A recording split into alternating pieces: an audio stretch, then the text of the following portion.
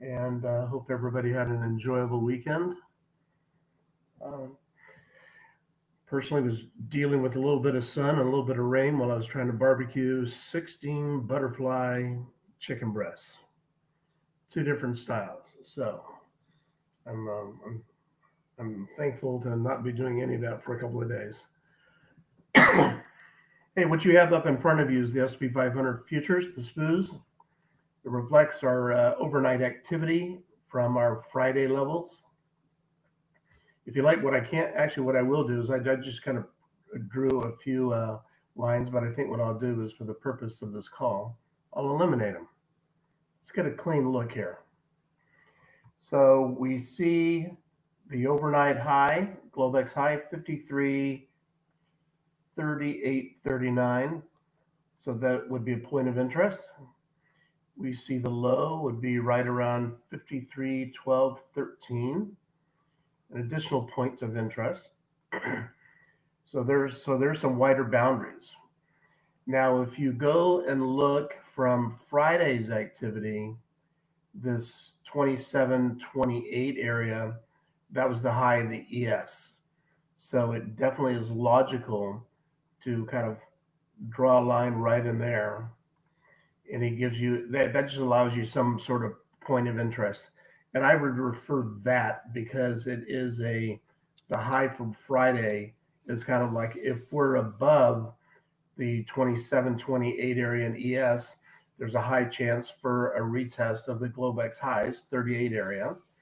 If we're below this area, you just have to just be a little bit cautious. Smooth did get along here in this 24 area, of which I definitely see why he did that because there was some rejection overnight, early overnight at that 24, 22, 24 area and ended up serving as a little bit of support on on a retest when it kind of retraced back.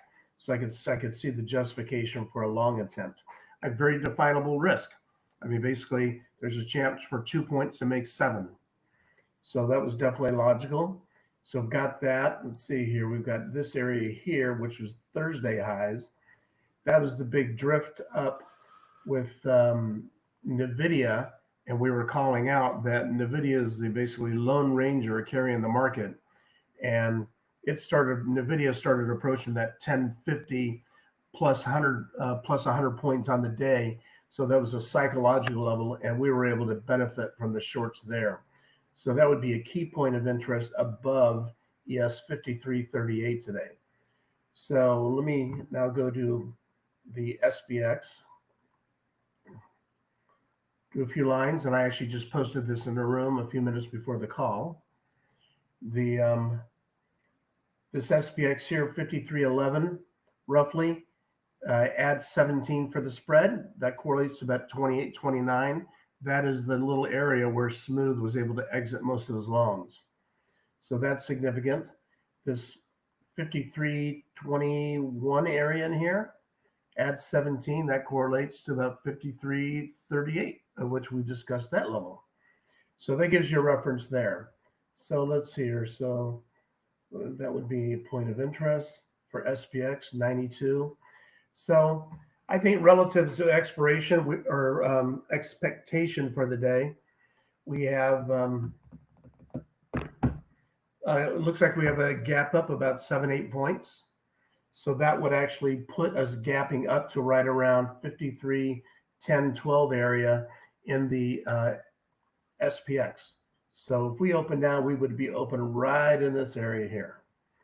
So we don't fade gap ups. So there's a decent chance that there'd be a follow through in the gap up. And this would probably be the area you'd be looking for a possible short, the 22-23 area in the SPX, or again, add 17, that would be like 38 area in the SPOOs. So I would be looking for a short area in that. Even with the gap up, it's like there would just have to be something that would end up being about plus 17 points on the day. So it would carry through for another 10, but you don't want to be participating in here with a gap up. Let the market let it do what it wants to do. This is going to be the high odds short area, and you're going to have basically about 2 points of risk for possibility to retrace back down to this SPX 53, even 5304 area. I mean, there would be a high probability. You'd kind of be able to short here, and there's 10 points below. It'll retrace to around 53, 11, 12 SPX.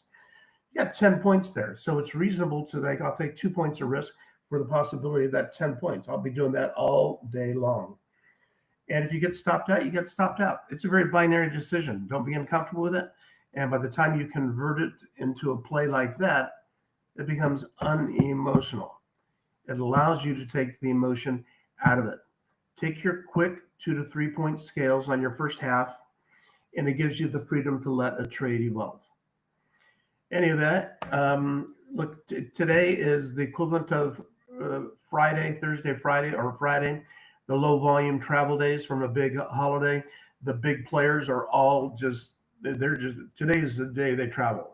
This is just the way it is. The day that follows a long holiday weekend, people love to be able to stretch it out. So, capital preservation, low expectations, just sit and wait for some of those levels with very defined risk entries.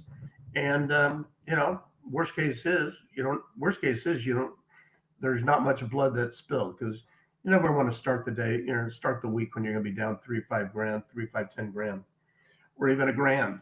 If you're making 1,000, 2,000 a day, the last thing you want to do is kind of start off the week where you're down a grand. Anyway, with that, I will pass it over to my friend Mr. Smooth, and I will sit back and see what he has to offer. All right. Good morning, everybody. Welcome back after a nice long weekend. I know I needed it. I was thinking, wow, can we have 3-day weekends every week? That'd be really nice. I would approve of such. Yes. So we're gonna run for politics next and implement a 3-day weekend. All right. So as you saw, I got along in here this morning. I just wanted to quickly go over this. These are daily pivot, floor trader pivots. So I kind of noted overnight sort of all the areas where it respected these levels. And this is our first resistance level. So this is a huge level I'm going to be looking for. If we get a pop this morning, that'll be a good area to try a short at Can you 38. call out? Can you please call out those numbers, those prices you're referring to? 53.38 is this That rings a R1. bell. That rings a bell. Yep. And then as you saw this morning, this kind of grouping down here gave me the confidence to take a couple points worth of risk, actually like 1.5 for this upside off of 24-25 area. So that's kind of sort of on the zoomed in level what I'm looking at. And then also, if we look on the Fibonacci world from this Thursday high, and then we sold off on Friday and we came down here. So I drew my Fibonacci's here. And as we know, this 61.8 is going to be the sort of strongest resistance point, which, on let's see here. When we kind of traded up to it here, we've gotten over it overnight and we've come back below it. We rejected off it. So this 53.32 would be a level I would mark down today. It's going to be sort of a key resistance point. And then 53.21 is going to be a decent support level. So that's kind of the range I'm watching to break out or break below to sort of give us the overall direction if this is going to keep trucking up or is it going to, sell off. Does kind of look a little bear flaggish, possibly. So watching that. And then let me see here. I'm still watching this overall larger pattern. If you remembered, 53.32 was that 61.8 I was watching. Well, it's also this level here, which was the prior all-time high from beginning of April, 53.33.50, and that other one was 53.32. So we've got some resistance up in this area. But like David said, it's going to be a slow day. People are sort of slowly getting back to the office or not even back at the office yet. So just kind of be careful. Watch what the market's doing. I don't know. It's difficult to tell. I'm kind of favoring sort of a rangy type day. I don't think we're going to get any huge moves, but I could be wrong. But I'm going to be a little careful. I got a few points off that play this morning. Some other things I'm watching. Obviously, Nvidia's got a big gap up. I think Apple too. Also watching hymns. We played that last week very nicely. That's gapping up. I don't know, 60, 70 cents. I really think this thing's gonna, push up to 25 plus eventually. I think I said last week when we played it, let it sort of come down to the 15, 16 area, and it'd be a good chance to get long down there. And it came down to like 15.58. So if you listen and got back in there, I'm still long. I put it in my long term, not really, I've already scaled out enough to not worry about it. So I'm just going to kind of let it ride. I saw N phase is gapping up. It's kind of breaking out of this pattern here. With the China tariff news, I think this could get a nice run. And there's a gap up here to around 166, and we're at 130. So that's something to keep an eye on. Actually, there's another gap up here to like 215 as well.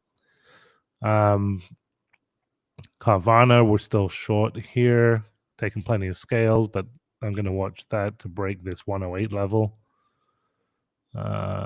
Tesla, as I mentioned, I'm still long this. China delivery numbers came out that were pretty good. So we'll see if this gets some reaction today. And I think that's pretty much it that I'm watching. But again, just kind of let the dust settle a little bit, see how the algorithms are moving the market around, and look for those areas that David mentioned, I mentioned, for sort of those high probability areas where you can take, a couple points of risk for 6, 7, 8 points reward. And I think that's kind of the theme today. I don't think we're going to get any huge moves, but let's just see what happens. Sounds good. I think it's a simple playbook today, and it does correlate to being a kind of it correlates and it makes it real simple to reduce the expectation and think capital preservation.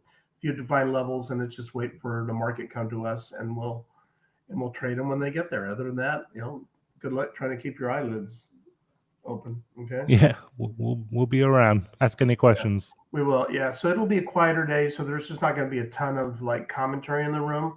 But if people have questions, I mean, it's definitely a great time to be asking the questions, and we'll just kind of go from there. So I For see sure. that.